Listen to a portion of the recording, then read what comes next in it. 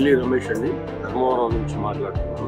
గడుగు నాగరాజు నా పేరు, శ్రీ సత్యసాయి జిల్లా ధర్మవరం. నా పేరు ప్రకాష్ గౌడ్, ధర్మవరం అనంతపురం. నా పేరు రాధాకృష్ణ అండి, మాది ధర్మపురి గ్రామం, ధర్మవరం మండలం. నా పేరు కుండాపుల్లయ్య, శ్రీ సత్యసాయి జిల్లా ధర్మవరం గ్రామం.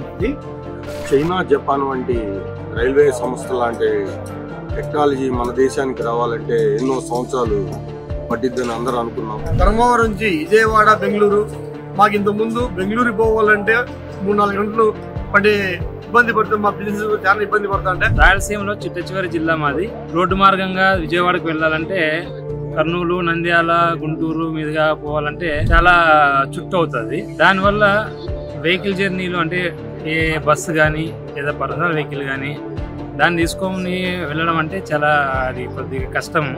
అందులో రోడ్లు కూడా సరిలేవు. ముదుగుబ్బ, కదిరి, విజయవాడ వరకు వేస్తున్నారు. అది బెంగళూరు నుంచి 42 ఇప్పుడు 44 హైవే ఉంది. మోదీ గారి గవర్నమెంట్ వచ్చిన తర్వాత అతి తక్కువ కాలంలోనే 140 కిలోమీటర్ల వేగవంతం ఉన్నటువంటి వందే భారత్ ట్రైన్స్ లాంటి డెవలప్మెంట్ అతి తక్కువ కాలంలోనే మనం చూసాం. సో ఇప్పుడు అమృత్ భారత్ గురించి మనం బాగా విన్నాము, చాలా బాగా చేస్తున్నారు. ఈ రైల్వే స్టేషన్ ఆధునీకరణ బాగా చేస్తున్నారు. ఎస్కలేటర్స్, లిఫ్ట్లు, దాని తర్వాత రైల్వే స్టేషన్లో ఈ టాయిలెట్స్ కానీ వెయిటింగ్స్ కానీ చాలా బాగా చేస్తున్నారు. ఇప్పుడు వందే భారత్ పెట్టిన తర్వాత 1-2 గంటలకే మేము బిజినెస్ వల్ల చేసుకోగలుగుతున్నాము. ఇప్పుడు కొత్తగా ప్రాజెక్టులు ఏదైనా కానీ కొత్త ప్రాజెక్టులు వచ్చే అవకాశం ఉంది.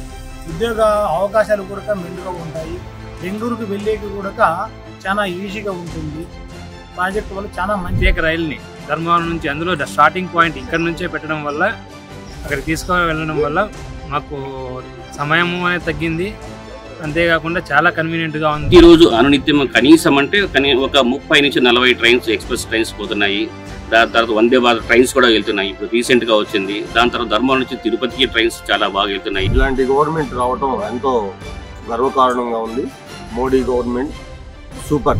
ఇలాంటి బీజేపీ అభివృద్ధి మాకు కావాలని మేము ధర్మవరంలో కోరుకుంటున్నాం. ఇలాంటి ప్రయోజనాలు ఇంకా మరిన్ని మాకు మోదీ గారి వల్ల జరగాలని చాలా కోరుకుంటున్నాము. Thank you. మోడీ గారికి అభినందన చేయాల్సిన అవసరం ఎంతైనా ఉంది. సో అదే అండి, ఇది మోడీ సకల సదుపాయాలు కల్పిస్తున్నాడు. కమలం గుర్తుకు ఓటేద్దాం, బీజేపీని గెలిపిద్దాం.